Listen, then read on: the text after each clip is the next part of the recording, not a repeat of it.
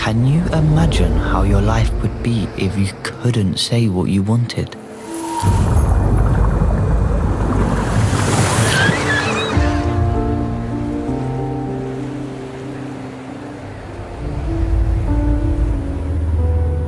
Naoki Higashida makes a map of his mind.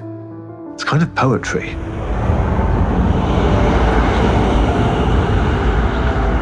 How do I see the world? For me, the details jump straight out.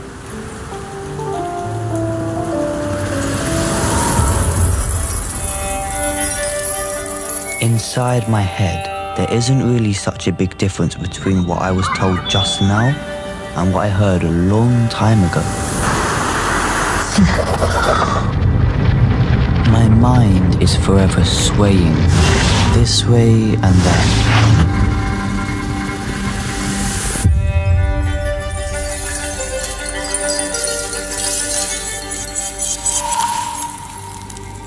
I've tried to stop her from being herself.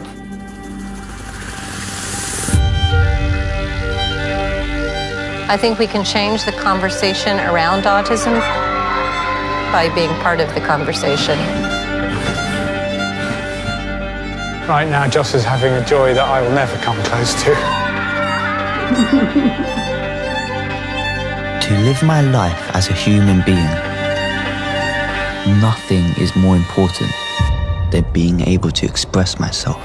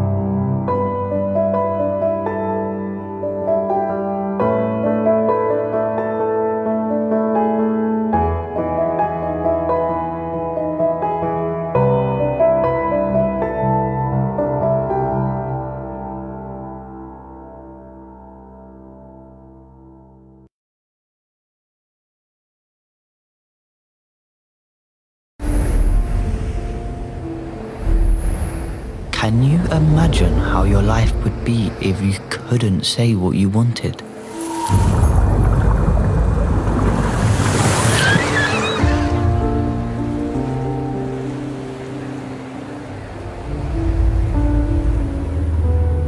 Naoki Higashida makes a map of his mind. It's kind of poetry.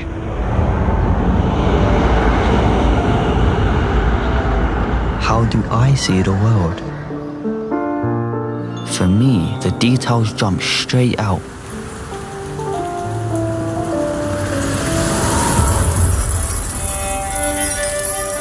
Inside my head, there isn't really such a big difference between what I was told just now and what I heard a long time ago. My mind is forever swaying this way and that.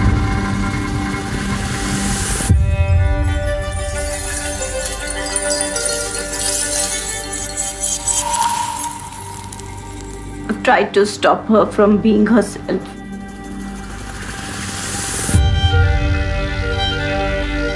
I think we can change the conversation around autism by being part of the conversation.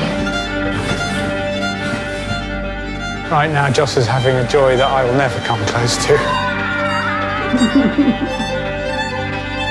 To live my life as a human being, nothing is more important than being able to express myself.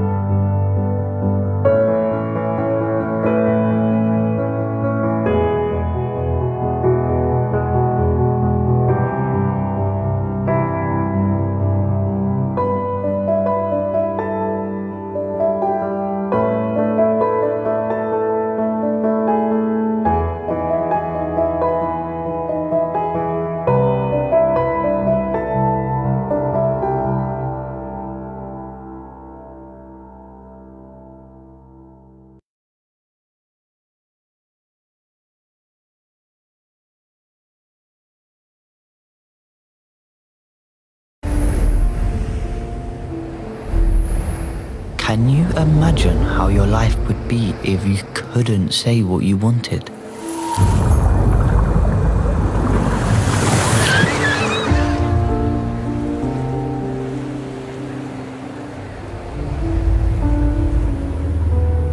Naoki Higashida makes a map of his mind. It's kind of poetry.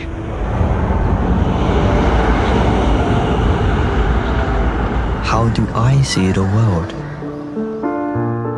For me, the details jump straight out.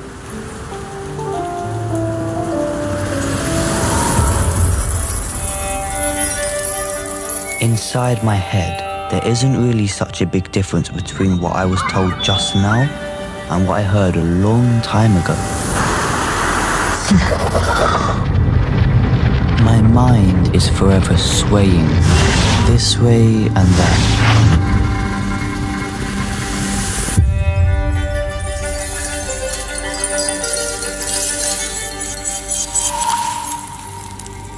I've tried to stop her from being herself.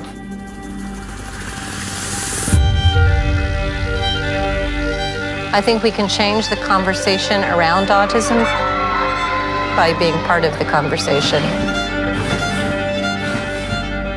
Right now, Joss is having a joy that I will never come close to. To live my life as a human being, nothing is more important than being able to express myself.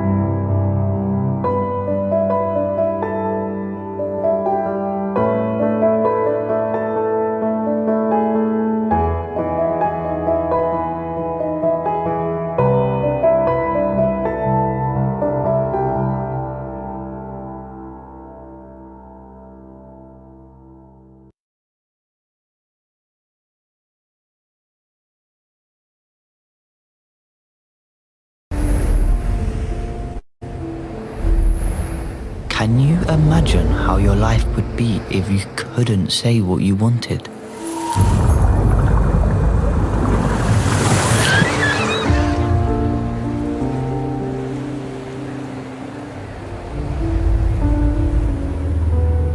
Naoki Higashida makes a map of his mind. It's kind of poetry.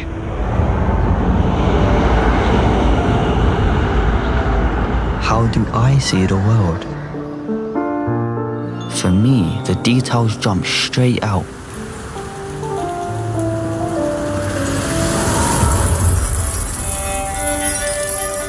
Inside my head, there isn't really such a big difference between what I was told just now and what I heard a long time ago. My mind is forever swaying this way and that.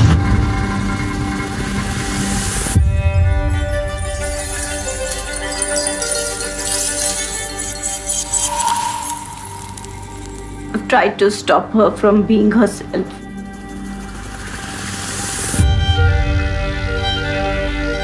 I think we can change the conversation around autism by being part of the conversation. Right now, Joss is having a joy that I will never come close to. To live my life as a human being, nothing is more important than being able to express myself.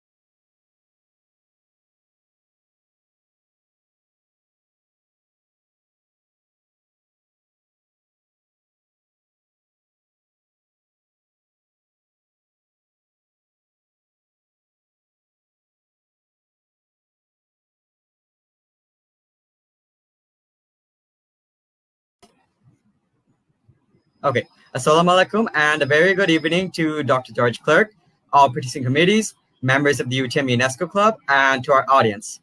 Welcome to our event, Stigmatization of Autism in Society, Redefining Autism as a Disability. I am Imran Shawir from the Faculty of Civil Engineering. Huh? You cannot hear? Guys. Okay. Anyways, so I'll be your moderator for today. I'm sorry for the technical difficulties. Okay, so I hope all of you are doing well and keeping up in the pandemic. So this webinar is organized by UTM UNESCO Club. So what is UTM UNESCO Club? So this is a club organized by students of UTM in 2012. The purpose of this association is to maintain morality based on peace and humanity and the intellectual unity of humanity by mobilizing education, building intercultural understanding, and protecting the freedom of speech of students and pursuing scientific cooperation.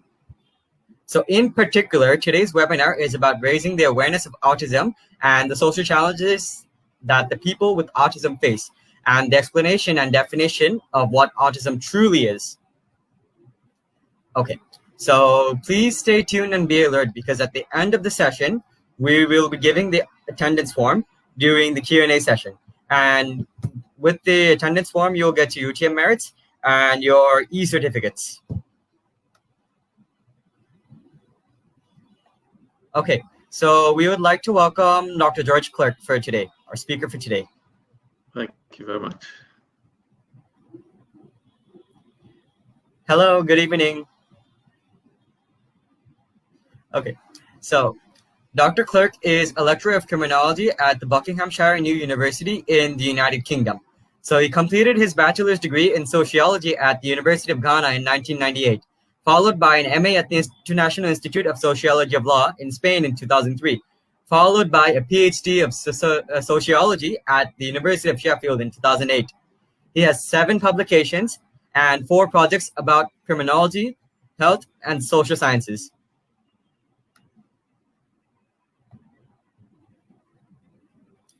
So before we start, I'd like to introduce to the audience who are not from UTM about our university, University Technology Malaysia. So what is UTM? UTM is a leading innovation-driven entrepreneurial research university in engineering, science, and technology. Our main campus is in the state of Johor with a massive land area of 1147 hectares. So UTM consists of 7 faculties, which are engineering and technology and informatics, built environment and surveying, social sciences, sciences, humanities, and business. We have 6 research institutes, 27 research centers, 6 centers of excellence, 4 higher institution centers of excellence, 166 research groups, and according to QS Rankings 2021, we are ranked the 187th best university in the world. So without further ado, let us start the sharing session entitled Stigmatization of Autism in Society, Redefining Autism as a Disability by Dr. George Clerk.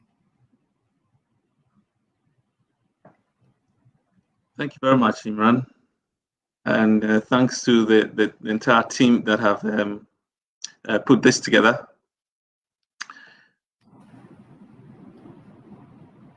As you've heard, my name is George Clark, and I am originally from Ghana.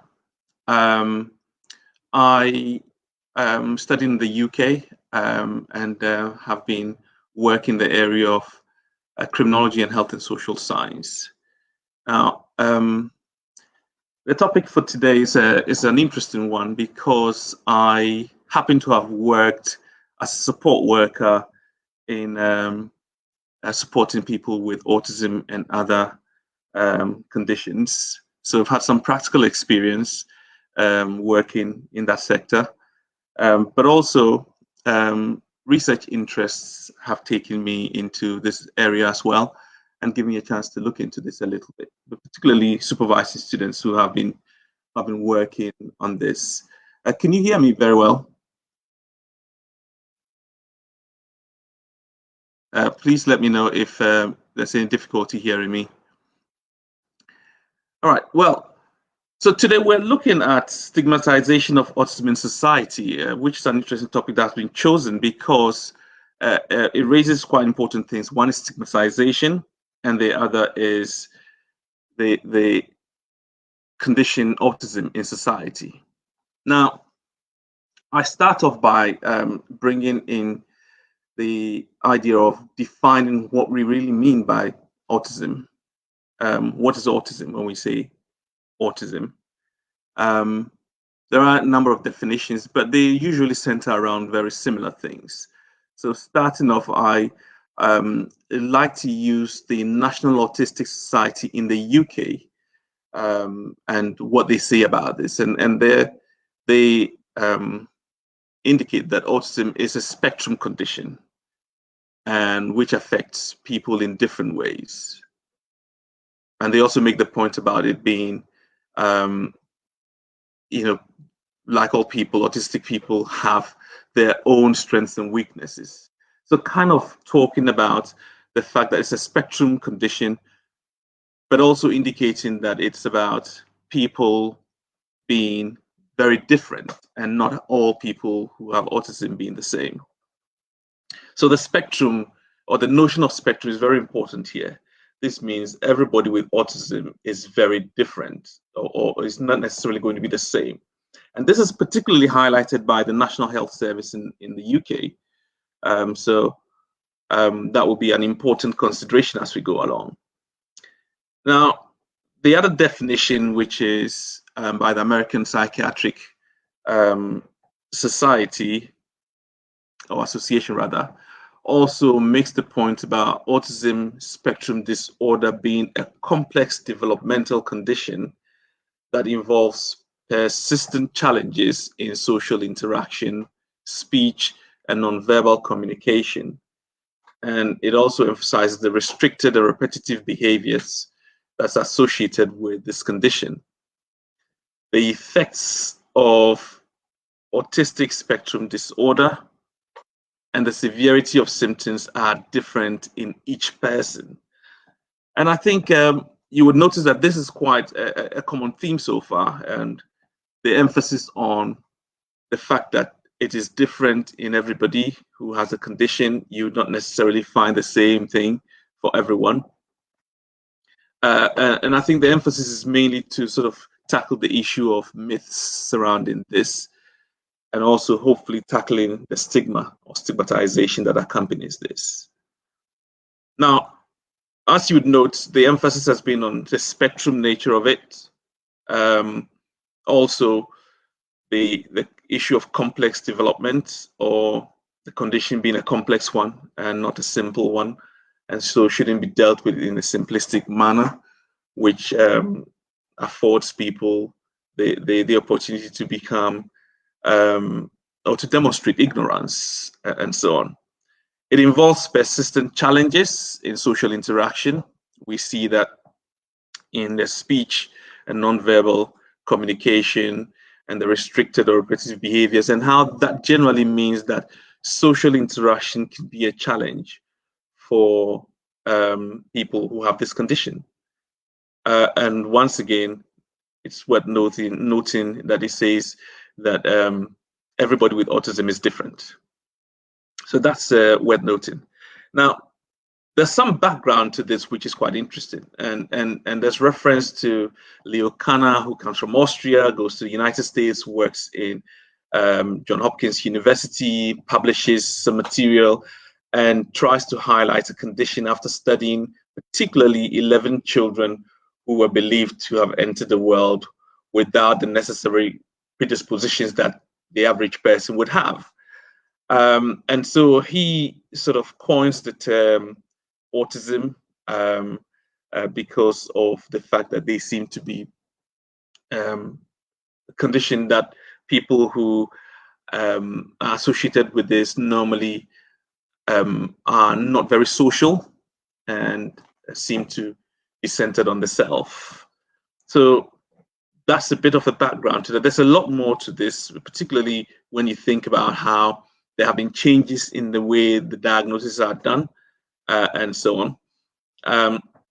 Now, when we look at the spectrum, the issue of spectrum, There are a number of things that are highlighted as well here in the slides. And key amongst them is the fact that there are about 5 categories, which include autistic disorder, then Asperger's disorder, the child disintegrative disorder, Rett's, and pervasive development disorder, not otherwise specified.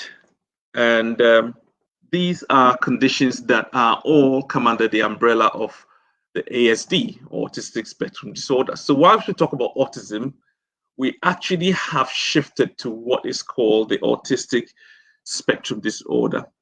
And this shift is attributed to the work of Lorna Wing in the UK, who herself had to deal with an autistic child, and as a result took an interest and researched this, and came to the conclusion in the 80s, this was in the late 80s particularly, where the conclusion was drawn that this is actually not a one condition that Leo kind of seems to have come up with, which has been so restrictive, but it's actually a spectrum. So that we have a situation where a lot of people would probably come under this condition, unlike the former, which was quite restrictive. The difficulty with the restriction was that when it was highly restricted, there was a difficulty for people to get a diagnosis. And it was said that sometimes a person would have to see 10 doctors, and hopefully out of the 10, one of them would diagnose autism.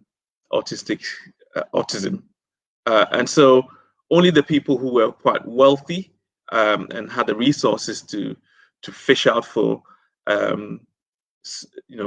numerous opinions from doctors would be able to get a diagnosis and therefore be able to know whether they actually were under the condition of autism. And that means that people who weren't affluent in society did not really get diagnosis. So it began to seem at the time that this was something that was associated with rich people. But that's all changed now. Now, there are many signs and symptoms, which I'm sure many people are aware of, because this is not some scientific experiment that has been conducted in private in the laboratories. This is something which people are living with every day. So in every society, there is this the likelihood of people experiencing this condition or having to deal with people in this condition. So what common symptoms are there? Now, the National Institute of Health in America has particularly come up with a list that is very, very useful here. Some of them being making little or inconsistent eye contact, tending not to look at or listen to people, rarely sharing enjoyment of objects or activities by pointing or showing things to other people. So it's quite prescriptive and with specific kind of parameters that once people fall in, they're kind of declared to have, if they are diagnosed, it's said that they have autism. There's also, as a result of us knowing signs and symptoms, being in the habit sometimes of deciding that other people have it. Sometimes retrospectively, we think, oh, this person must have had it. Or we look at people in society and those conclusions are drawn. And so if you look around and you decide to research, you're likely to come across lots of names of very important people who are said to have autism or be somewhere on the autistic spectrum disorder. Other symptoms would include having facial expressions, movements and gestures that do not match what is best said or being said rather, or having unusual tones of voice, or having trouble understanding other people's points of view, or their point of view being understood, and being more or less sensitive actually than other people to sensory inputs such as light, noise, clothing, or temperature. So these are common signs and symptoms that are used for diagnosis, and this is usually done in the medical or influenced by the medical profession in its attempt to understand and work with people. This is what is come up with for identifying the conditions that suggest somebody has autistic spectrum, or somebody's somewhere on the spectrum that we're talking about. Now, there are levels of disability, and I think I've seen some questions that people have asked which suggest there is knowledge about the different levels of disability that may exist. And this is quite a critical area because there are, first of all, this is something which, if we think about in terms of prevalence, it affects people from all walks of life, rich, poor, no matter what their ethnicity is, wherever they are in the world. The likelihood is that there will be people who have autism, or people who are autistic rather. But in terms of levels of disability, and that's the word disability itself raises a lot of questions, and so I'm using that quite cautiously here. Now, but autism was previously recognized as a severe sort of a form of impairment that people would have, but it's also been proven that this is not necessarily the case. That's not always very severe. So if the expectation is that people would have intellectual disability, then you come across people who are high functioning who do not necessarily have intellectual disability or intellectual impairments. They are actually quite high functioning and are doing quite well and seem to be able to live independently and function very well, hence the term high functioning. Whereas the others who on the other extreme end are unable to function independently, or perhaps we would use the term low functioning on their own, and therefore need a lot more assistance. So the issues about language, the issues about making eye contact, the issue are not necessarily the same for everybody, and the variations that exist there is quite notable. Now, in terms of prevalence, also, it is quite noteworthy that whereas initially this was something that's restricted, and so only a few people were diagnosed, as time has proceeded, we've had a lot more people getting diagnosis, and therefore we're seeing a jump in the numbers, and the suggestion that there's autism is on the rise. And this has become a matter of concern for people. What is causing this? Why are there a lot more people who are suffering from autism?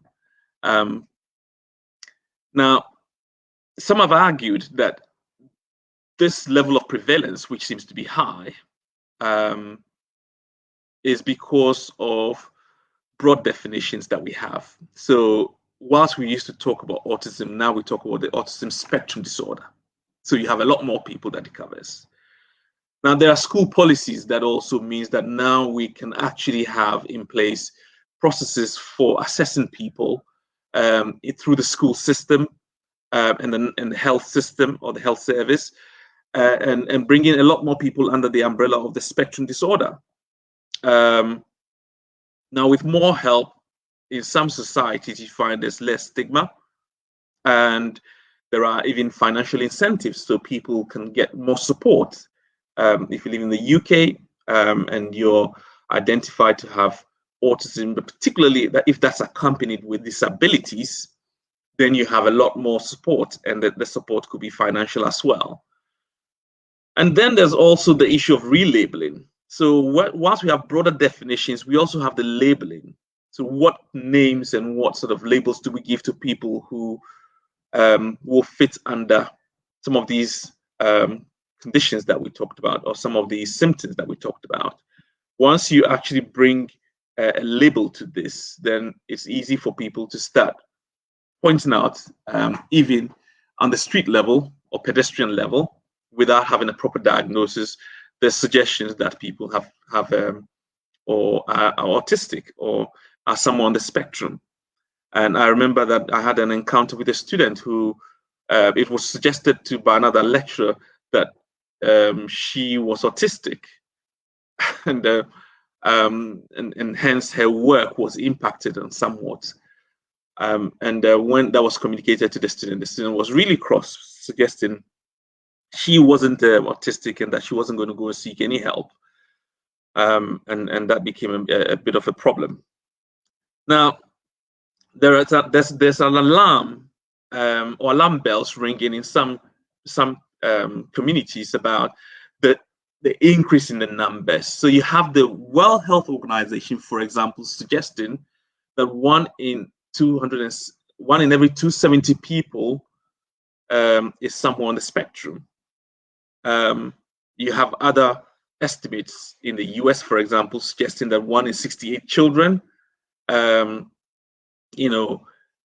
been identified with autism. So it just seems like, this is something which is getting out of hand, and it's a disease that's spreading, maybe. And so people are concerned about this. So it'll be interesting to talk about this when I'm finished and go into a discussion or some question and answer session, at least, where I can hear from you what your thoughts are on some of these and what the arguments are for it. Now, autism, from what we've said so far, is it a disorder or is it a matter of just being different? There are lots of questions which Leverto particularly has raised, and many other authors have raised. But in Leverto's article particularly, the questions are asked: what if there is no autism epidemic? What if this sort of alarm, this suggestion that there's a problem is actually artificial and it's not real? What if the explosion in autism numbers is merely the result of changes in society? These estimates merely an impact of the evolving diagnostic criteria, the DSM-5 or DSM-4 or 3 or the ISD, all these criteria for assessing people. Is that what is causing this sort of jump in numbers, or is there something really wrong? What is causing autism to grow, to increase? I've already argued that there are clearly some changes in the way we organize our lives around autism particularly can be credited with the reason why we have a jump, but there might be more reasons to that. So people have asked the question, what is the cause of autism, for instance? Is it possible that there's a cause out there which is leading to a lot more people having this condition or not? Now, the approach to actually addressing this has been one to go for a biomedical model where it's about pathologizing, or sort of, some would say, disease mongering, selling the idea of the fact that we're ill, there's something wrong with us. The condition that has been identified by Leo Kanner and even Lorna and others is quite clearly suggesting that there is some medical condition, that there's something wrong with us, and we need a cure for it. Now, some would argue there's a problem with this model, particularly the social scientists, but there are others who are arguing from a neurodiversity point of view and a point of view of difference. So, if we go back to the title "Stigmatization of Autism in Society,"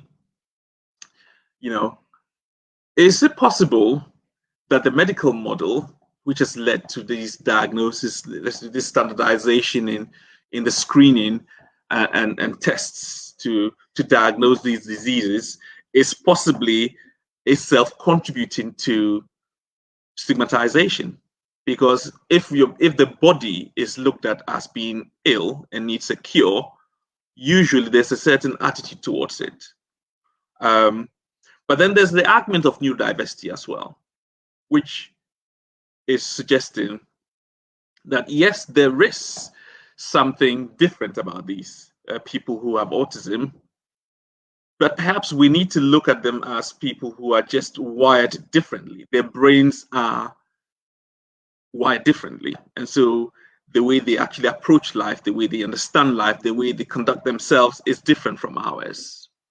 And there's a whole movement around this, which is arguing about, understanding the different wiring, but also appreciating the fact that people are different in life and that we're not all the same.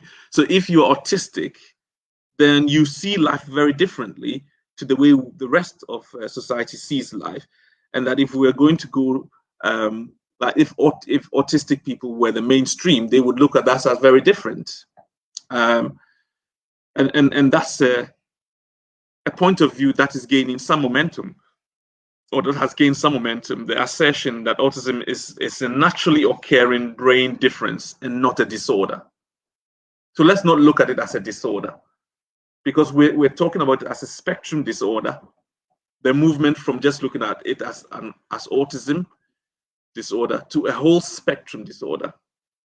And that means that we approach and think about perceive people who are said to exhibit the symptoms, people who are diagnosed to have this, to be people who need curing somewhat, and people who need to be fixed, to be brought in line with what is seen to be the norm. Now, the advocates of difference sometimes can be the high-functioning autistic self-advocates, the people who have been very successful, notwithstanding the diagnosis that they have had, which suggests that they actually have are somewhere on the spectrum disorder. That in itself is not necessarily a disadvantage for high-functioning ones, because they're able to speak for themselves largely and are able to function fairly well in society. But the argument has been that, the way we've dealt with race, the way we've dealt with, gender, deafness, sexuality, and so on, especially in the West, should be similar to the way we deal with autism. That we actually begin to look at autistic people as people who should be respected, celebrated, and not cured through medical or behavioral interventions, but rather society should structure itself in a way that allows us to function with them, or allows them to function fairly well as well, rather than it having systems and structures in place that makes it impossible for them to function properly. And there are notable persons who can be regarded as high functioning. I've only got two there, but I'm sure you've heard of a lot more. But Anthony Hopkins, Philip Anthony Hopkins, well known for his betrayal of Hannibal in The Silence of the Lambs. And then on TV, even currently in the UK, we have Chris Packham,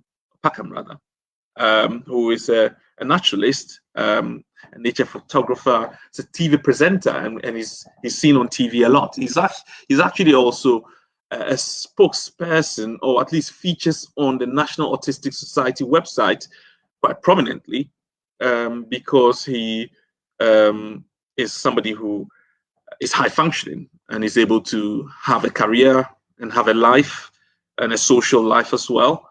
And so these are notable persons. There are challenges sometimes when we overemphasize the notable persons, because it begins to seem like that's what people with autism must be like. So if you don't have that, and you're not functioning as well as they are, then you're looked at quite in a discriminatory way. Now, I think there's a problem that the advocates like to highlight, which is that those who are autistic aren't necessarily disconnected from the world around them. They are just connected to the world around us differently.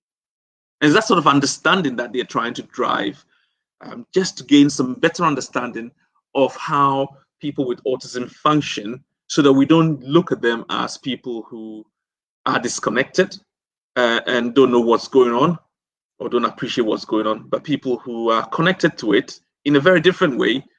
And it's just we don't understand them the way they are connected, and so we act in ways that are unfavorable to them. But if we could understand the way they are connected, then we would be able to work with them better. Now,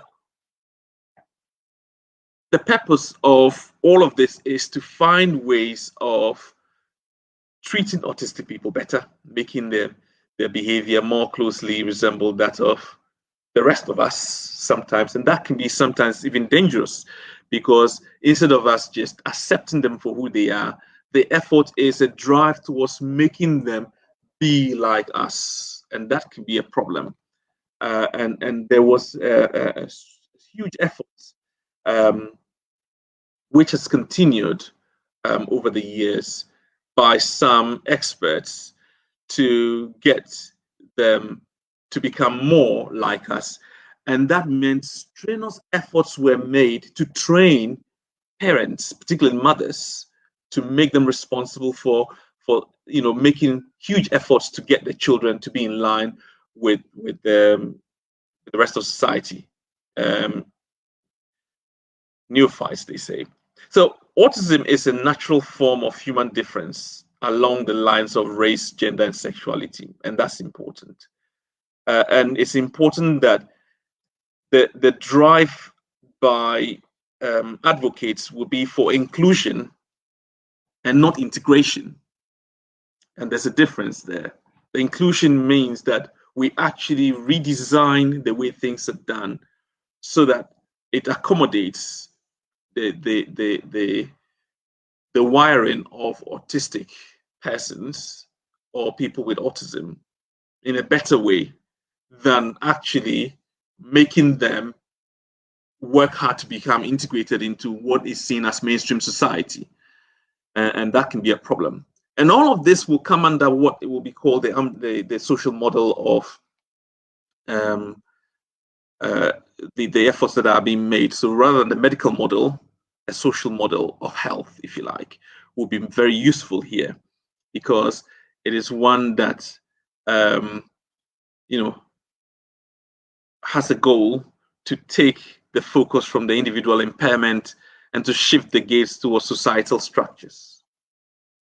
So individual impairment, it is not a matter of just dealing with each individual person. It's more about how society will restructure itself so that people who are on the spectrum would fit in, rather than for us to continue as we are and expect them to fit into what we've designed, which hasn't taken them into consideration necessarily.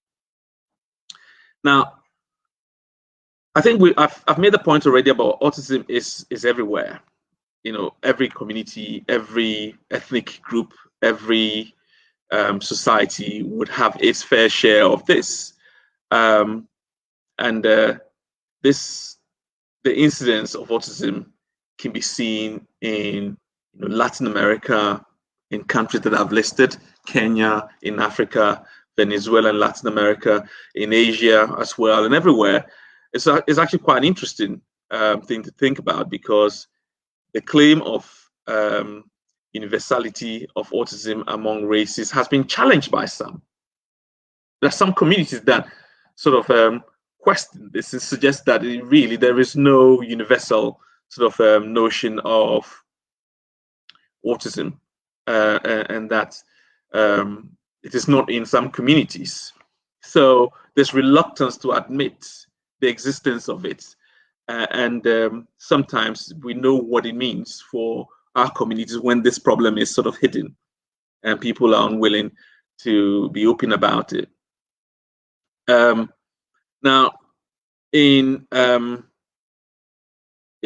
places like China, in places like Nigeria, Ghana, Kenya, and even in Malaysia, I've come across some studies that talks about this in Malaysia.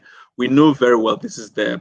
But then in I raise this particularly because in communities like in the UK, where we've got multicultural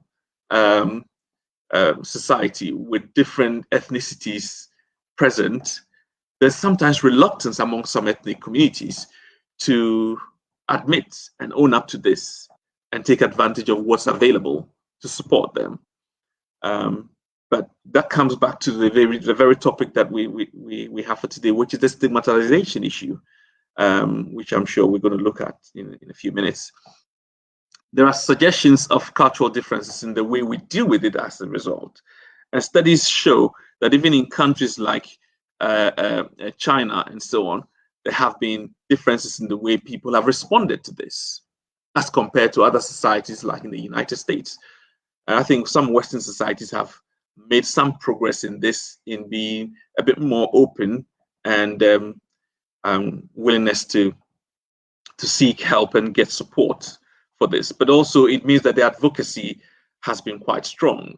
So you find, with the examples that I've put on slides here, in the Pacific Islands in Africa, American parents are less likely than white parents to agree with teachers that their children's behavior was indicative of something wrong,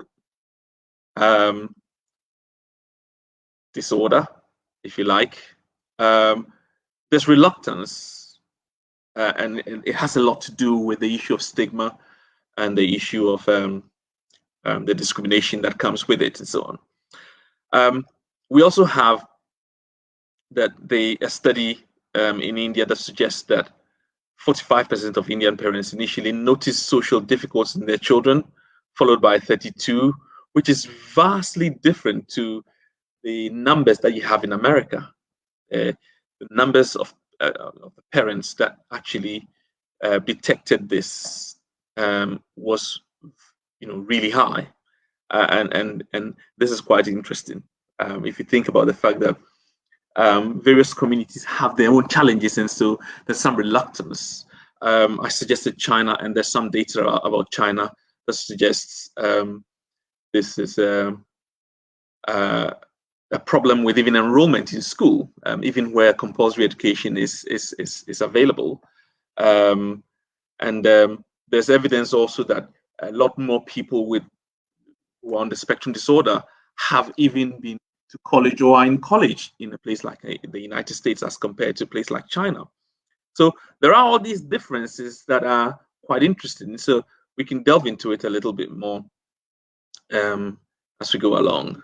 Now, some of the reasons why you have these differences is the poor knowledge that's available, poor advocacy, the fact that autistic children with intellectual disability tend to be less likely to receive a diagnosis is a huge problem. Sometimes people don't even know where to go, who to talk to. So it depends on which society you're in, what resources there are in that society. These could be some of the challenges that you face. It certainly is a problem if you come from a place like I come from in Ghana. And there's significant shortages of appropriate services in poorer countries sometimes. So stigma, what is it? And how is that particularly, serious when it comes to autism? Now, the sort of understanding for stigma is the unwanted shadow of a person produced when society disdains certain human differences. So some of the literature available makes even reference to, the sort of branding that you find with, even in the past with slavery, branding of people's bodies or on people's bodies, and the kind of mutilation and so on that comes with it. But this produces what we say the kind of difference, the distinction from the rest of society that allows people to look at this very body or this very person or people who have this distinction negatively. It connotes flawed psychological or physical states. So the body is then looked at as flawed. An autistic person is then looked at as not complete. A body which is diseased or that needs curing because there's something wrong with it. So stigma is a huge problem, and stigmatized people are often seen as incompetent. We would blame them for what is wrong with them easily. We would look at them as not befitting the status that we enjoy because of something which is different about the body. So as social scientists, this is an area that is very interesting for study. It's about the body and how we treat the body.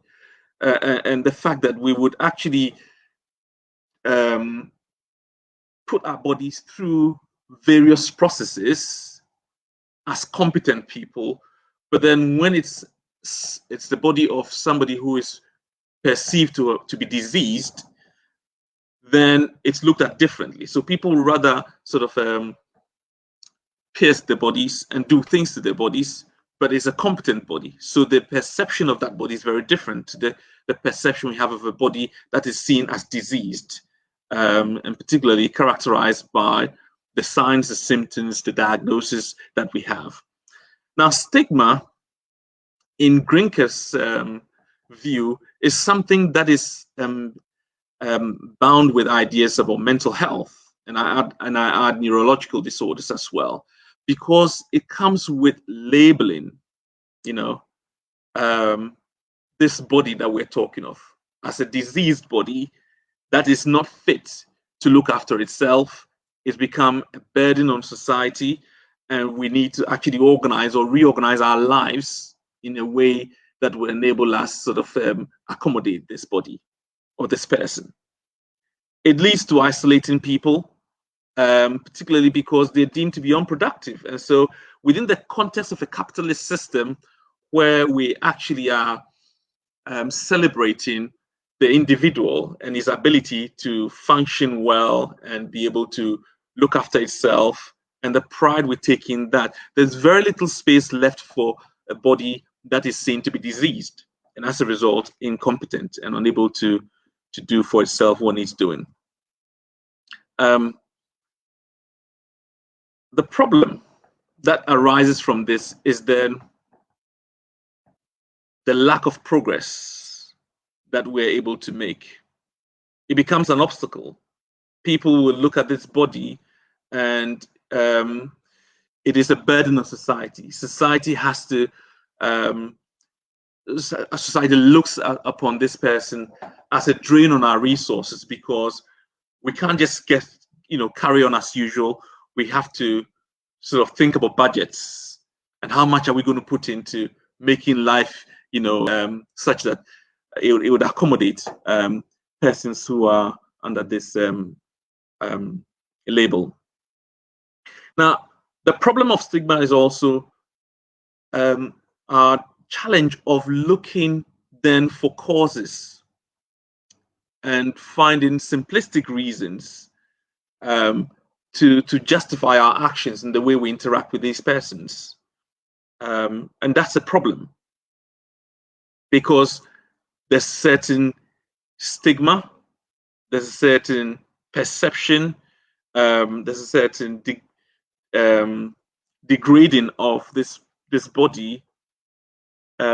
We justify that by the way we actually look for causes and what conclusions we draw as a result of that. Now, we would need to make huge strides in society to be able to move beyond just the raising of awareness or education and treatment to deal with that. But that's not to underplay or downplay, rather, the seriousness or import of awareness and education and treatment. That's very important.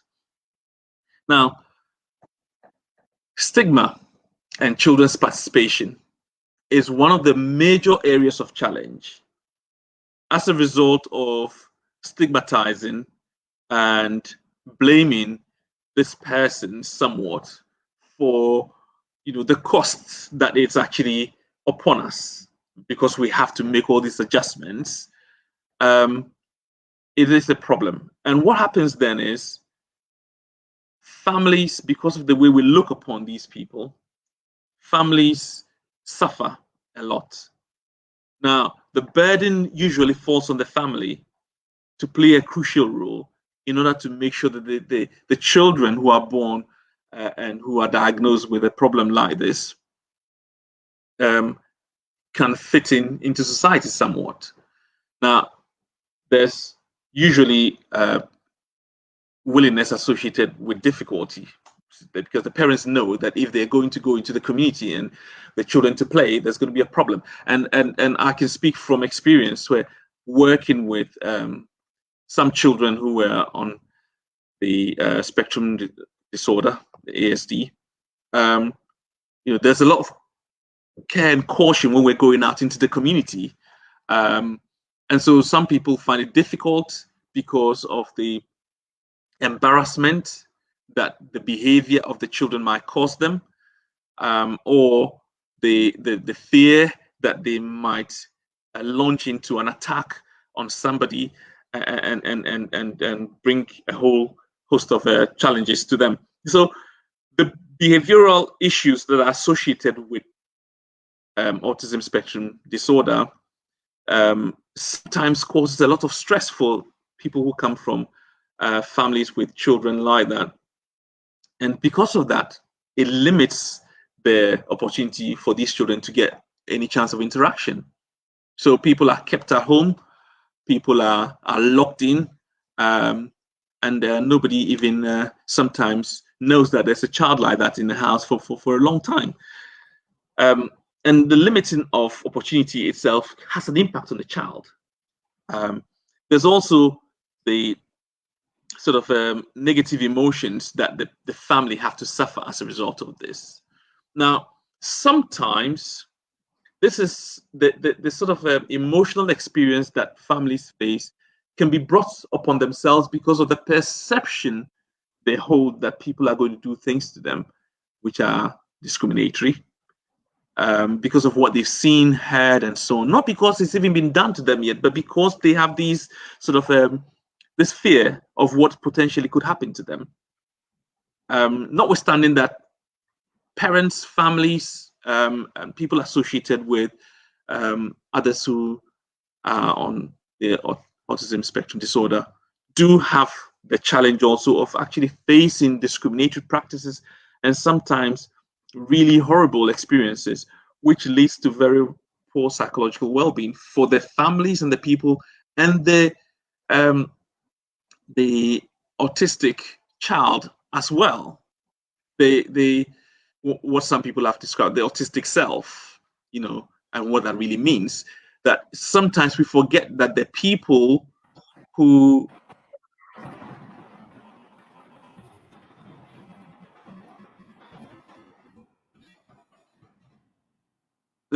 have this condition are able to sort of experience this themselves. And so all of this is very important. Now,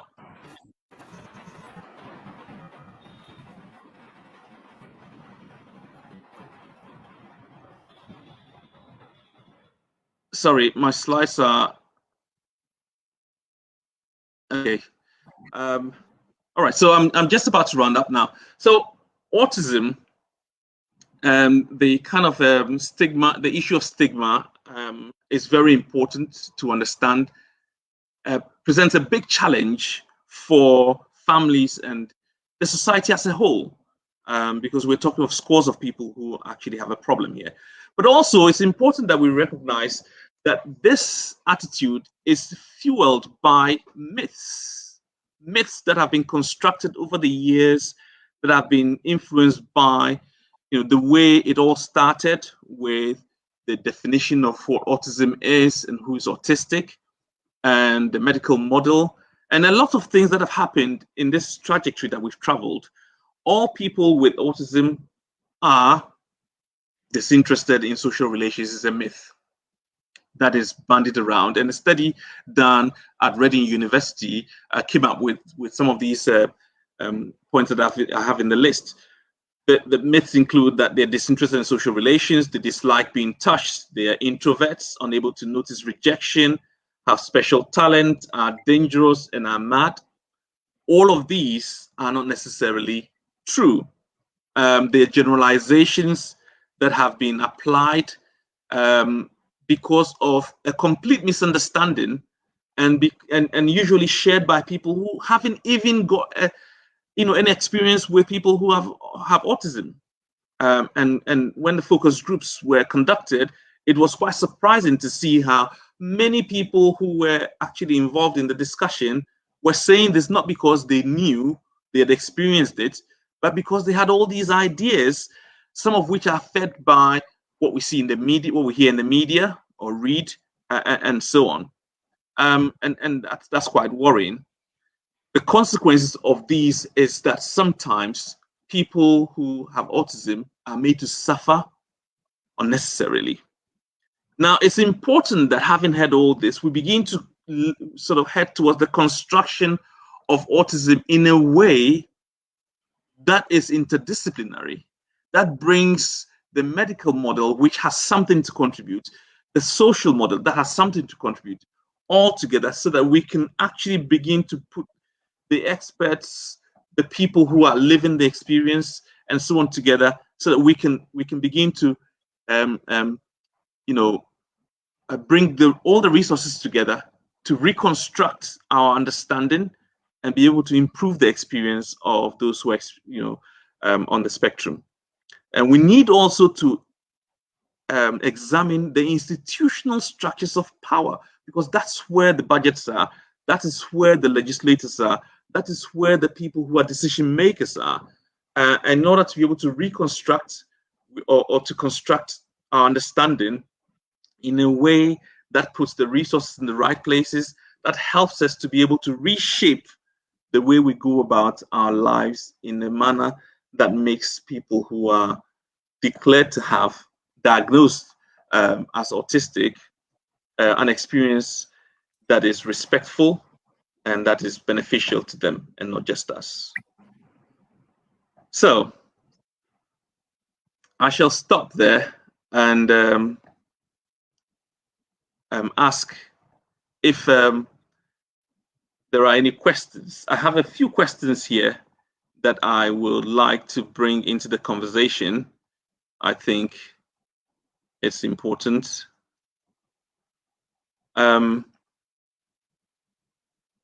All right. Any questions so far?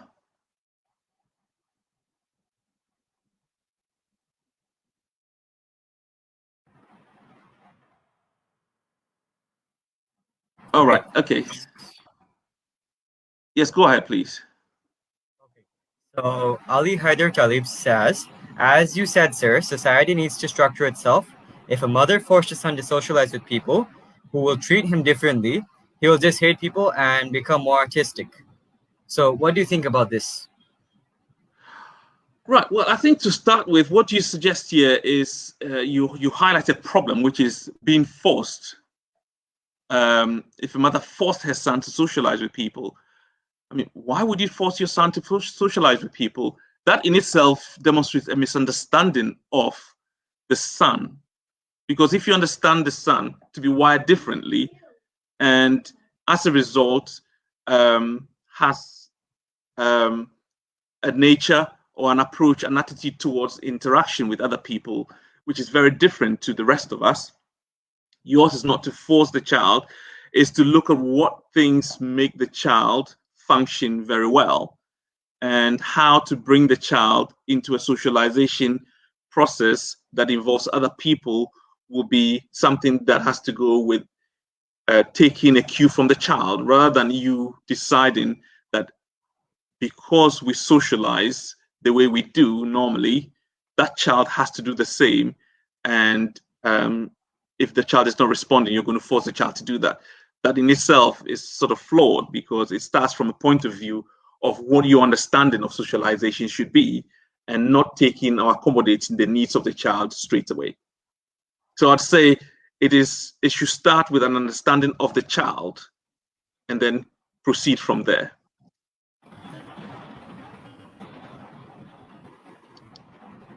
I hope that helps somewhat. I know that it can lead to we can have further discussions about this, but any other question?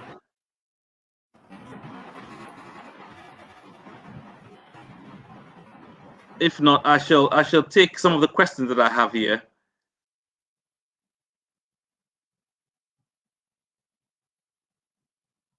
Okay. Okay, so question 1. How to help autism students? Thank you.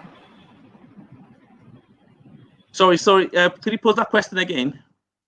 How to help? How- Oh, autism students. I can see that. Yeah. How to help autism students? Well, okay. I think if you look at the resources available, especially in the UK, for instance, there are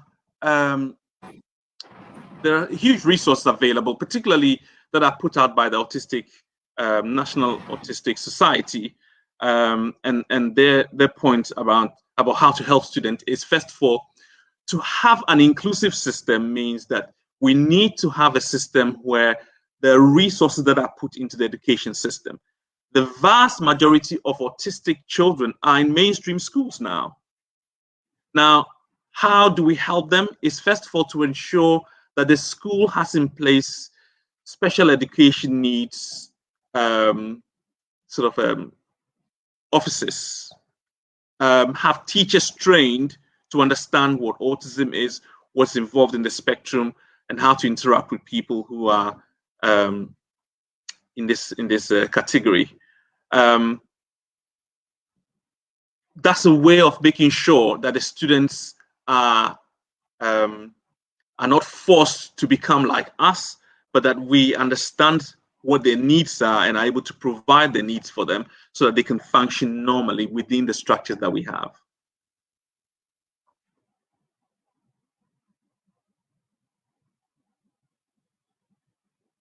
Okay. Okay, so Question. Yes, go on. question 2 Sorry. says, I'll go on. If you don't mind, I'll go on. So, Yes. what's the solution to avoid negative vibes or judges to someone who had autism or this around? What do you think? The solution. What is the solution to avoid negative vibes or judges is the onus is not so much. I think we place sometimes undue burdens on the families that have children or even adults that are on the spectrum, and it's more about changing society, so society begin to get to the point where there's a better understanding of this. It doesn't come easy, obviously. I mean, I think the point about advocacy was made. Strong advocacy is necessary. There's need for major changes in society, but particularly if in the education system, for instance, we have the integration of people who are autistic, and well, the inclusion rather than integration. I need to make that correction. The inclusion of people who are autistic, and we have designed school such that even the students or the children in school begin to understand that we're very different. Not all of us are the same, that even non-autistic children are not the same. So autistic children are also not the same. And while some can sit quietly in class, some might have difficulty. I'll tell you, in my experience, even teaching at university, I have students who, and I didn't know this before, but I found out in due course the hard way. This student needs a lot of support and has a lot of support. I'm not sure what the condition is, but very likely there's some autism as well.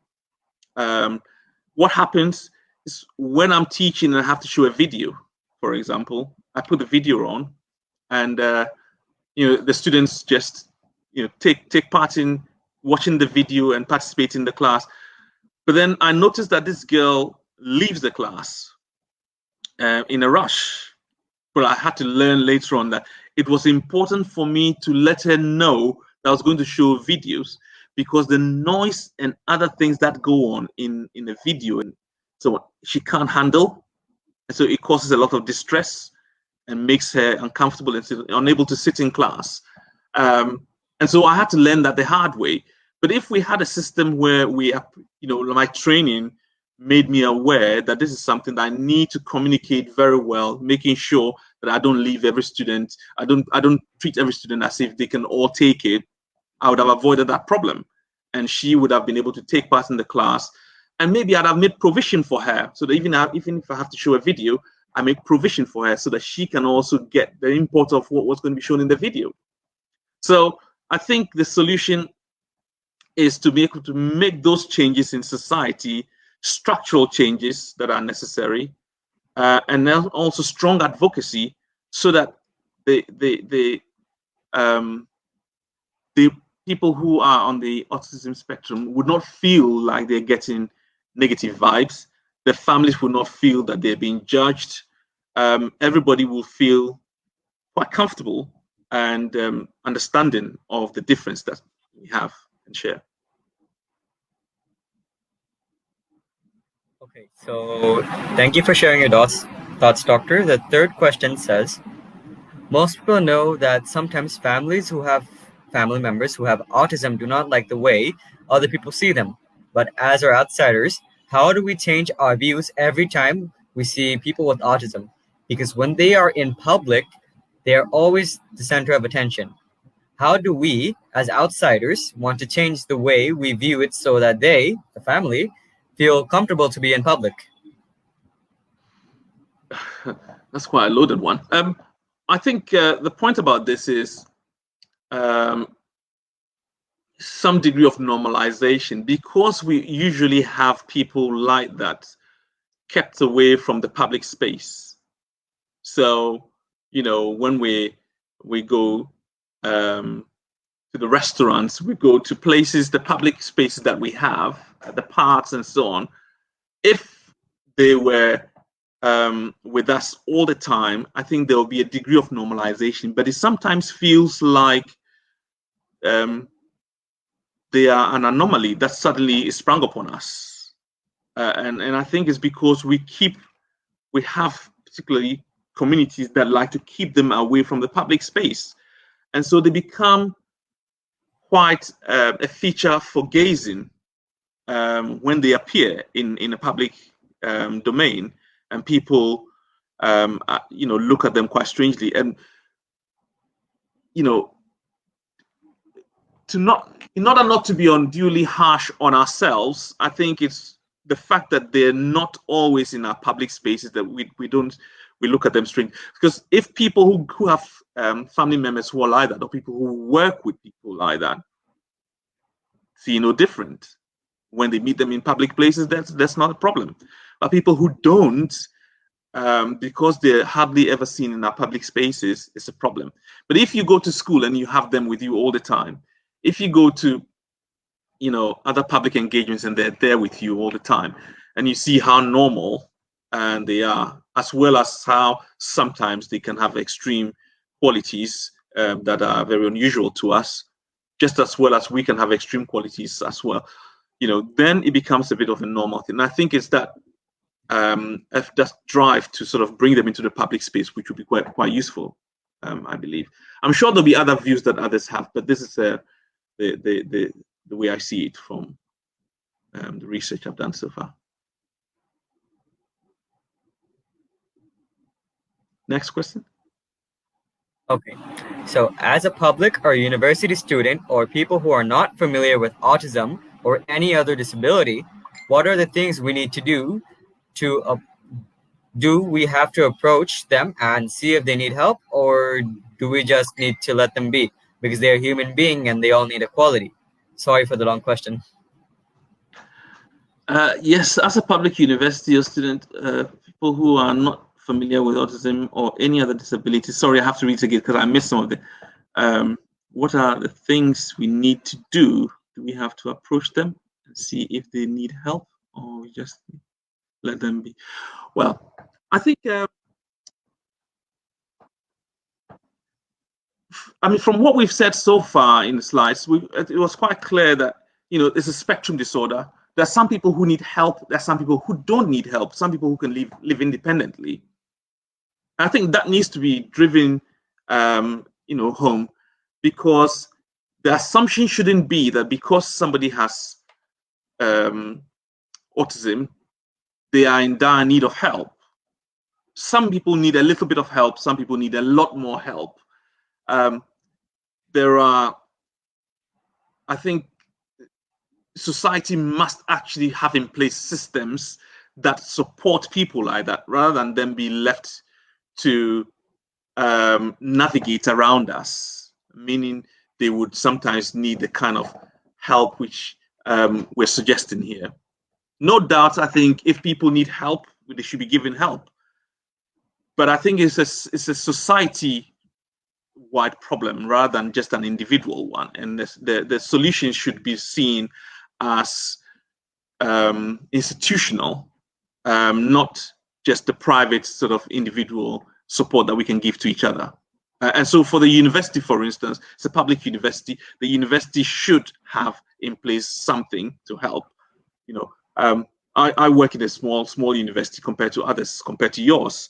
But even then, you know, there's some effort to have a disability service and efforts to make sure that people can self-refer, get diagnosed, get support, and lots of efforts are given. So you have, for instance, students who, in exams, they have difficulty writing.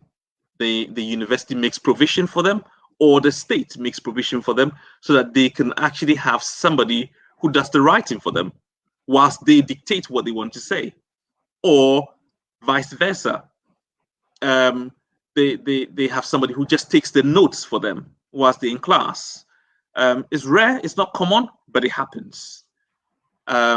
Sometimes it means then that in exams, for instance, you give extra time for people who need that extra help, because they can actually do it if they're given that support, rather than making them compete on the same level with the rest of us. So yes, there's the individual support that we can give, the help that we can give, but I think we should be thinking of the sort of institutional changes that can be made to provide them sustainable support, and not leaving them on their own. So, Doctor, may I interrupt? I have a personal question. So, Yes. how do we implement all these changes on a mass scale?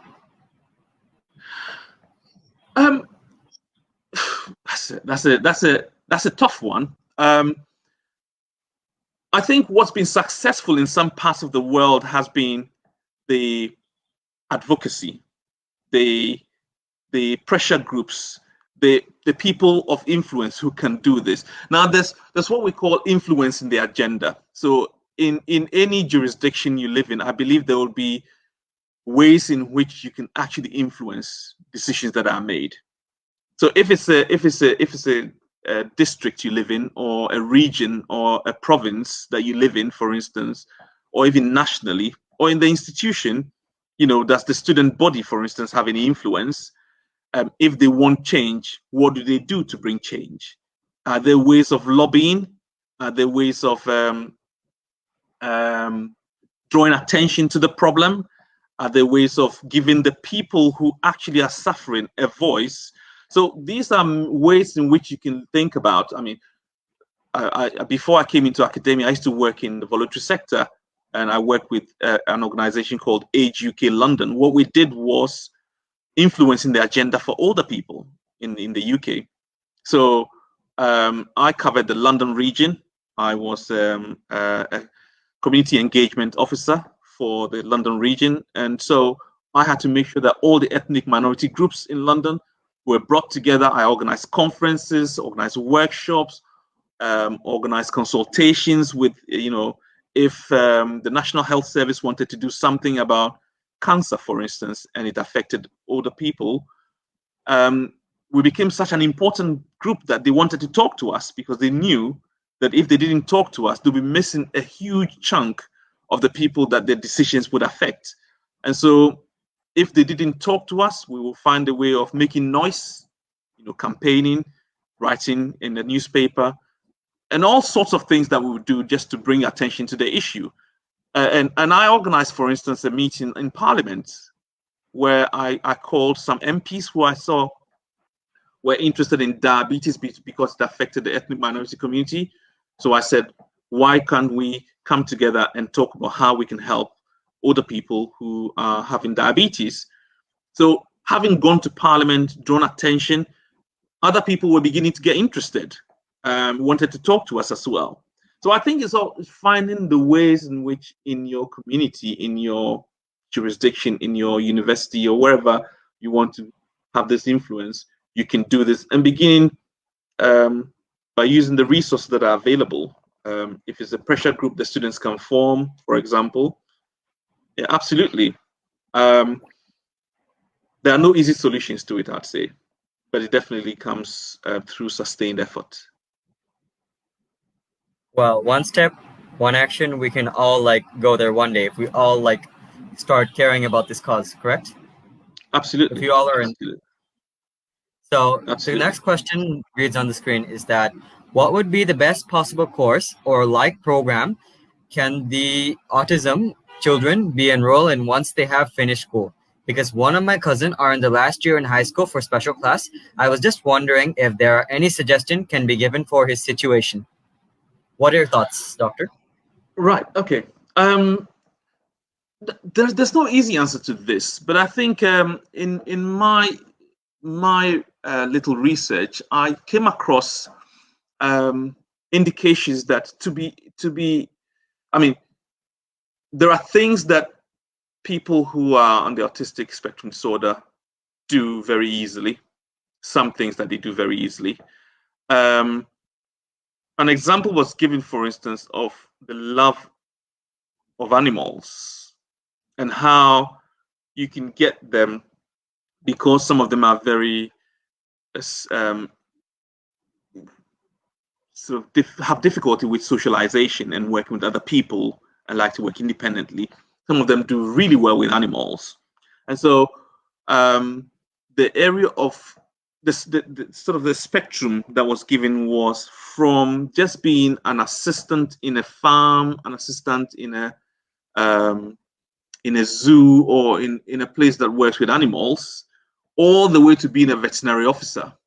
You know, depending on their abilities, you know, people can fit in there. There are indications that they do very well also with technology, and so sometimes they can be encouraged to work in that field. And some of the most successful people in the area of information technology are, you know, suspected to have autism. But there have been cases also of people who have autism. In fact, there was a case that you must have heard of somebody who was able to break into the network of the Pentagon in the US. Gary McKinnon, I think he's called in the UK. He's diagnosed with autism.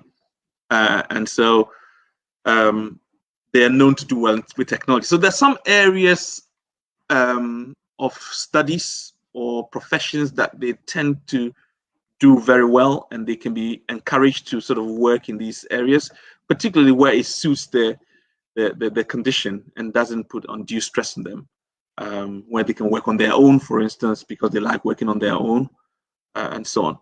So no easy answer to that, but these are some of the suggestions. Did I address or go anywhere close to addressing the issue? I think so. I think you pretty much went pretty well into it. Okay. Thank you. Okay, so can autism be fully treated? What is the cause of autism? What is the proper way to teach autism kids in various situations? For example, when they are angry, how to tell them to stop? Is it by scolding them or kindly calm them down? Or is it depends on the kid's exception? Right. Okay. There are. First of all, autism is not a disease. Okay. If you go to the National Health Service of the UK website, for instance, it says quite clearly autism is not a disease. It is just people who are wired differently, basically, is what the way it looks at it. And as a result, it is not about curing them, but it's about understanding them and working with them to make life comfortable for them. As a result of their autism, they might have some disabilities as well that need to be taken care of. It's about knowing what disabilities they might have as a result and addressing those needs so that they are supported you know, to the maximum to enable them function, because the disabilities could become impairments and make it difficult for them to function. And that's the reason you have the high functioning people who are able to work very independently and live fulfilled lives, even though they might have some level of impairment in other areas and sometimes more social than anything else. Intellectually, they seem to be very robust and are able to support themselves. So it is not about treating them, is more about this sort of understanding their condition and creating the social environment that enables them to be able to live and enjoy their lives well. And I think that's where the emphasis is, because the environment in which they live, if it is not well sort of suited to them, it can cause frustration and lead to, you know, us seeing sometimes the worst of them rather than seeing the best of them. There's another side to the question.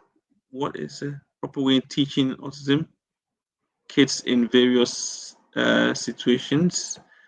For instance, when they're angry and so on. Yeah. Well, I think that also requires that level of understanding, so that we know exactly how to respond when they react or act in a way that may not even be socially acceptable.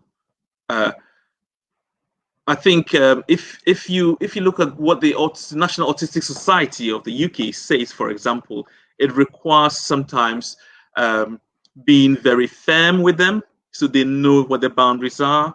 It is not a matter of blaming parents for poor parenting, because that's what I think the experience has been in the past. Some people are still suffering that, where the community responds to them by sort of you know, discriminating against them somewhat because they looked at as being failed parents, having been able to raise their children very well.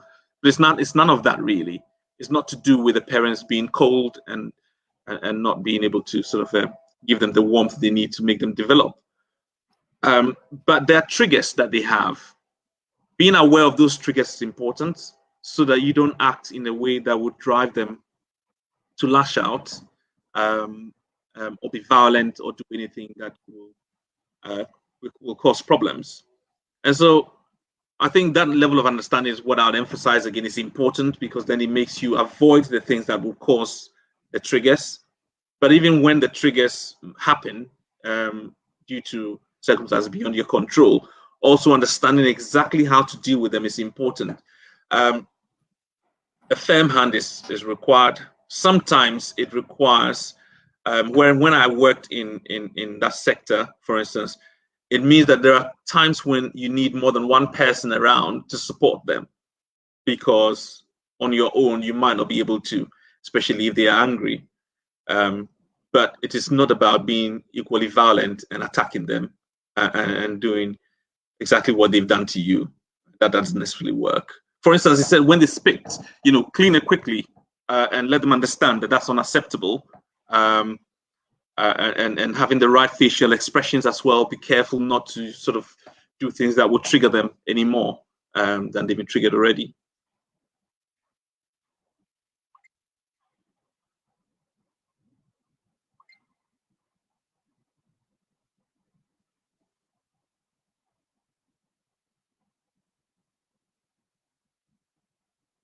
Okay, so from Nurul Shazlin Natasha. So why autism people have similar face shape? Some of them have special abilities such as good at drawing. Is it a talent or specialties they get because of the disease, different world they live in? No, I can't say, to be honest. This is a difficult one. I can't say whether why they have whatever face or shape of the head or so they have. What they say though is that I think there are studies into the genetics of this, and there are some suggestions that it is something. It's about the fact that they autism itself is about being wired differently, and so something about the development, changes the way they actually emerge eventually, and that could equally be the reason why you find they have different cranial formulations or a different structures of the face, the sort of the head, and so on. It is not straightforward, and I think the jury is still out for that. Now, some of them tend to be very skilled, very talented in what they do. There again, I can't say for sure it is because of the disease, because I haven't come across that evidence yet. Maybe somebody has seen that and might be able to confirm that, but I haven't come across it myself. It is actually common amongst people who formerly will be diagnosed with Asperger's, for example. They usually seem to be the high function ones, but it's no evidence immediately available to me that this is something which is as a result of the disease or the condition or the impairments or disability that they may have.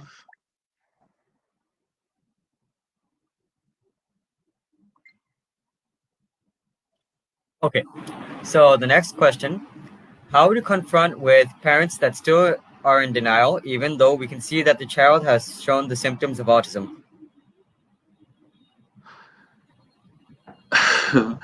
Right. I think this is highly cultural and specific to the communities that we live in and come from, and the perception that we have of what people would think of us, but also the experience we have of what people think of us, and so on. So it's not an easy one. I think it goes with a lot of education, a lot of very high level advocacy to drive home the understanding of this condition, and also I think the marriage of the or the interdisciplinary nature of how we deal with this. I think that, in my view, is one of the strongest ways of actually addressing this issue. Parents then will feel a lot more comfortable if society doesn't have a problem with that, and we can see that with many areas of our lives, particularly in Western society. There are things which were criminal before, they are not criminal anymore. And people, even though parts of society might frown on this, there are people who walk about and proudly distinguish or identify themselves with that label that used to be seen as criminal. And so, similarly, I think it's something that would take time, but it must take effort from various sections of society to bring us to that place where it'll be easier for parents to feel comfortable to go forward and seek a diagnosis. But also there should be caution here, because there's a danger that simply because we see some things, we are quick to conclude that somebody may have a condition and might even treat the person as such, even if there isn't enough evidence to show that. Perhaps the reason why the diagnosis is necessary to avoid all the speculation that surrounds this. Because you know that even people like what do you call him, Bill Gates. It's been suggested Bill Gates has is someone on the spectrum, and a whole host of famous people that we know about, they said they're on the spectrum somewhere. It's not been diagnosed, but we have the liberty to say these things because of some of the stereotypes that we have about this, and the way we sort of are quick to judge other people.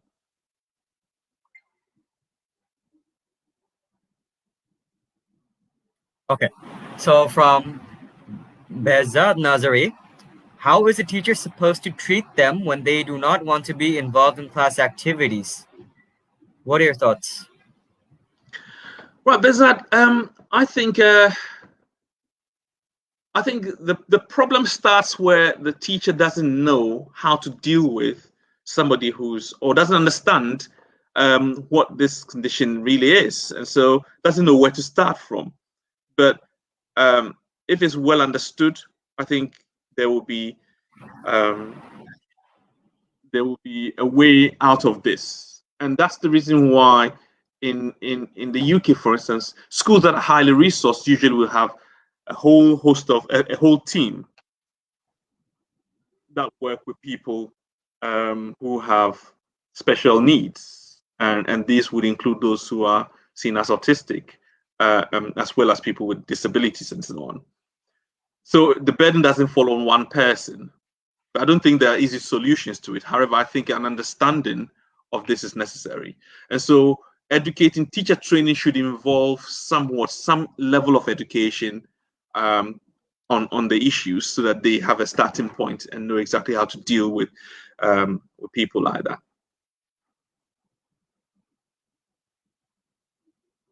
I see. So the next question is autism is considered person with disability, i.e. OPU, and any special card to be issued?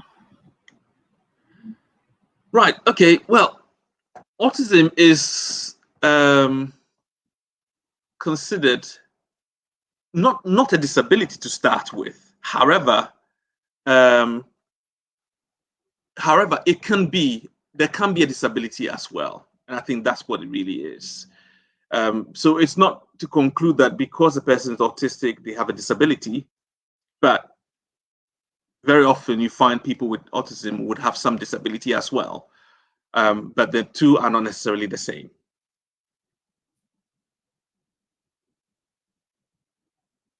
Okay, so may I know, is there a different type of autism or only just one type of autism?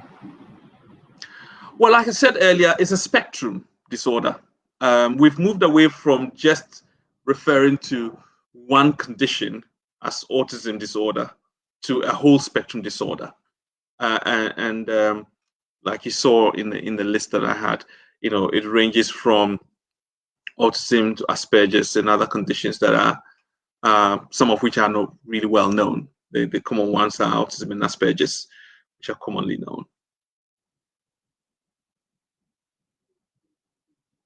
I see. So the next question is from Tan Yan Hua. So how to encounter autism among the scholar, either me or someone else?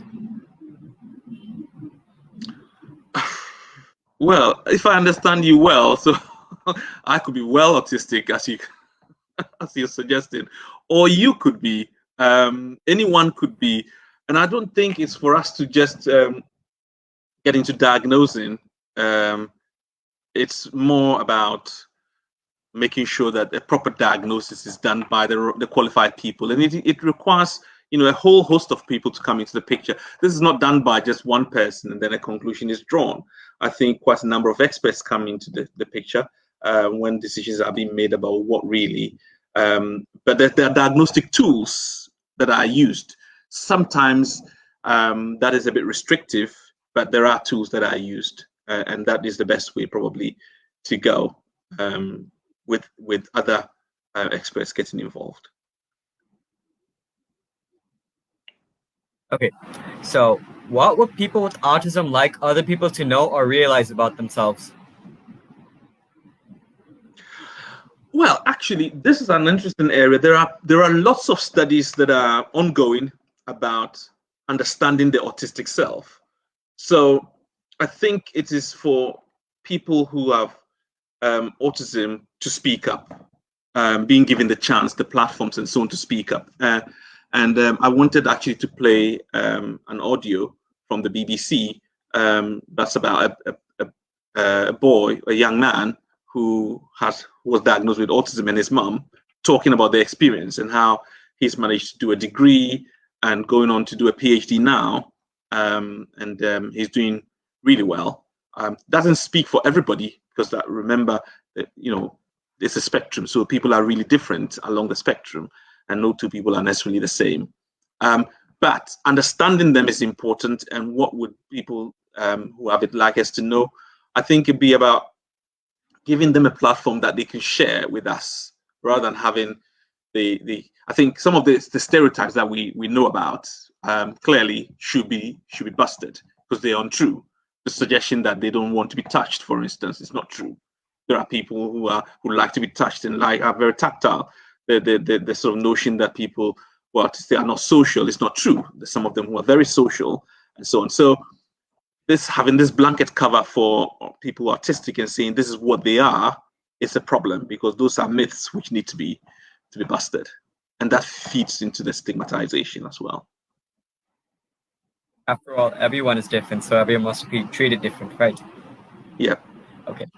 Right. What is the best way to grow up kids with autism, especially female? Well, I think the literature also quite suggests clearly that there's need to actually do further studies into issues of gender, issues of ethnicity, issues of race, and so on. And even age when it comes to autism. A lot more research needs to be done there. But the best way to treat them, I think, is basically it is quite a lonely, difficult experience when there are no resources available, when you don't know about support groups, you don't know about any agencies, you don't know about any statutory services or even voluntary services that are available to help you in a situation like this. I think that's what we need, rather than me prescribing. It is something that you need to sort of be able to plug into in order to have a successful time parenting. Okay. So, how do we help them get a great future?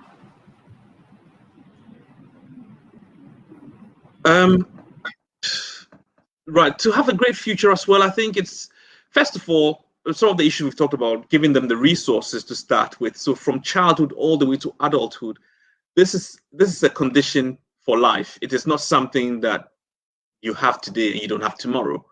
But it doesn't necessarily mean that you are going to suffer necessarily, throughout your life in the same way.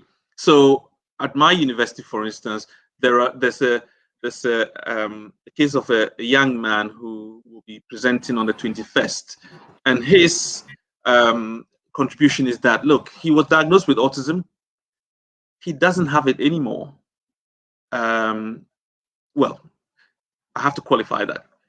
He said he's fallen off the spectrum because the spectrum is quite limited, and as a result, he doesn't have those experiences now, or doesn't feel those conditions that he was diagnosed with anymore.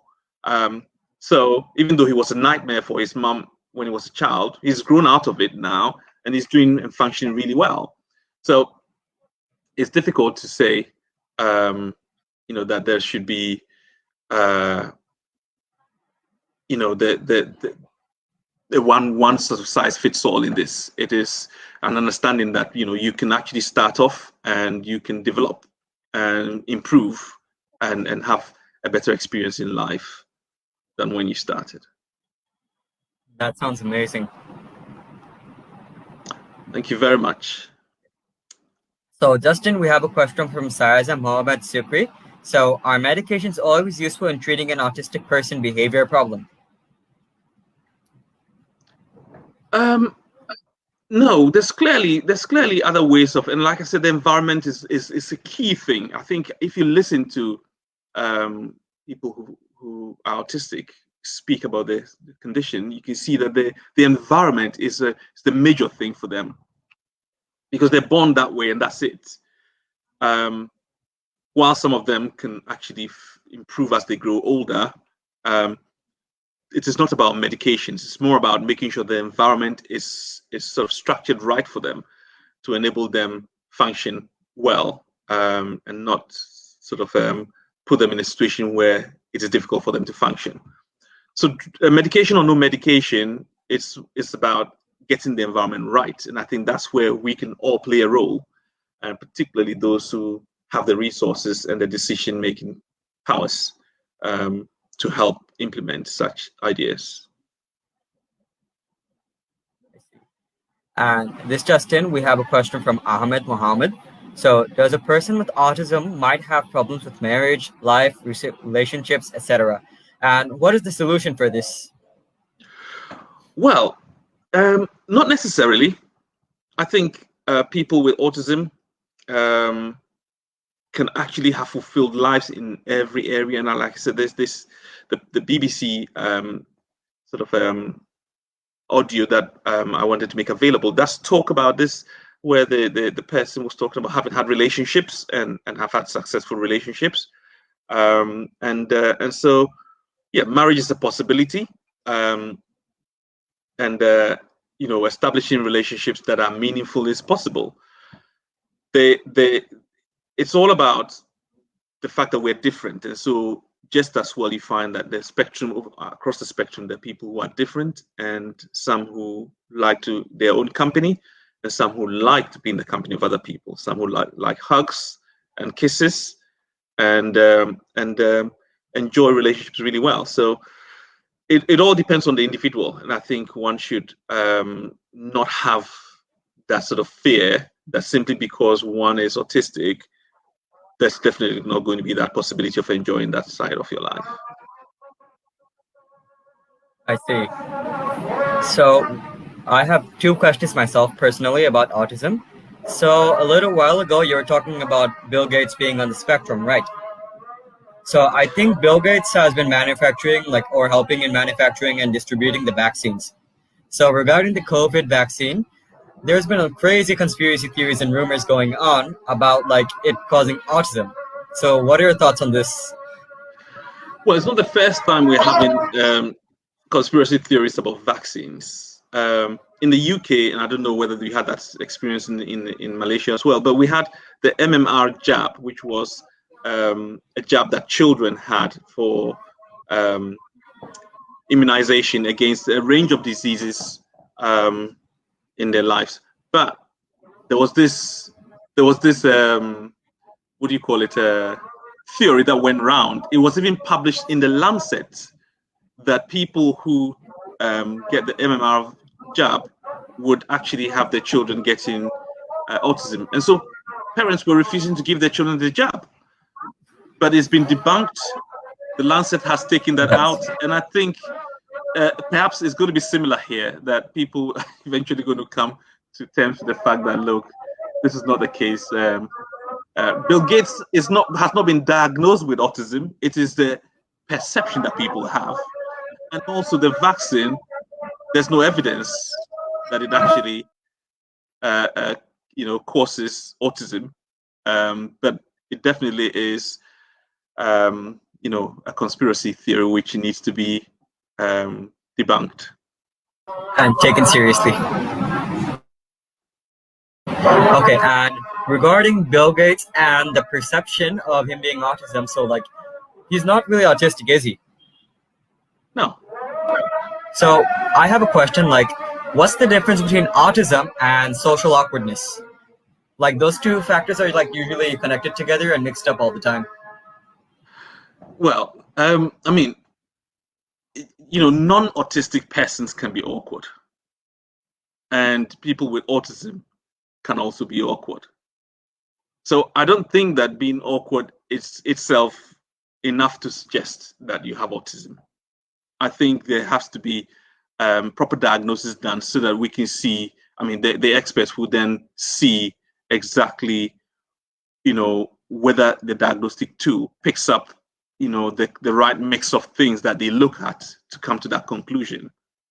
It's not something that I think we should just be doing so freely all over the place and become the diagnostic tools ourselves and evaluating people just because we think they're awkward. So people can be awkward, yes, but I don't think it's unique to just people who are autistic. We can all lash out sometimes, True. but nobody suddenly jumps to that conclusion. But I can understand, it's coming from a good place, and people sometimes think maybe there's enough there that suggests that if the person hasn't been diagnosed, then there should be some hesitation. But I can understand the suspicion, and that's the reason why people like Bill Gates have that suggestion around them, because he's he's a nerd, and even I think I read somewhere Steve Jobs' name came up, and that's what happens. All these amazing people, because of what they've done, particularly the creative types, are easily labeled autistic because of our perception of these people. So caution is what I would suggest. Caution. Okay. So I think we're done for the Q&A session for today.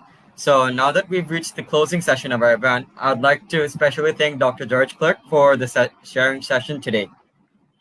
So before we end the session, Doctor, do you have anything in mind that you'd like to say? Anything else? Well, what I'd say is that I mean, as a student group, and I'm really pleased that you actually put together a program like this. But I think as a student group, don't underestimate what you are capable of doing. I think it's more about using the most innovative, and you have the resources. Students, when you come together from all the range of backgrounds that you have and your scholarship and so on, I think you can actually do quite a lot. And so taking an interest in this, I think it'd be good to sort of put those resources together and take a step forward in seeing what you can also do to help push this agenda. And I'm quite confident that if you do that, you will chalk some successes or be able to drive this successfully in your own jurisdiction as well, if nothing at all in the university. I think like a lot of things will change in the next 10 or 20 years for autistic people. Like they'll have much more like friendly environment and a less hostile environment. Absolutely. I'm hopeful. Absolutely. I support that. Absolutely. So again, like thank you so much for the session. And I really enjoyed like your talk and everything. And it was really like fun getting to know about these people. Thank you very much for the opportunity. I wish you all the best too. So the session has ended now. So guys, please don't forget to fill up the attendance form and scan the QR code for merit purposes before you leave the session.